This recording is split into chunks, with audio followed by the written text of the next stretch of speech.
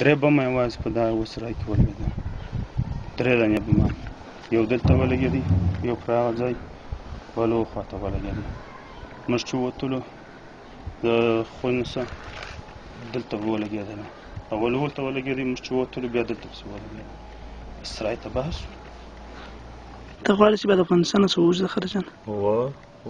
زه غواړم چې د افغانستان څخه خارجان ووځي.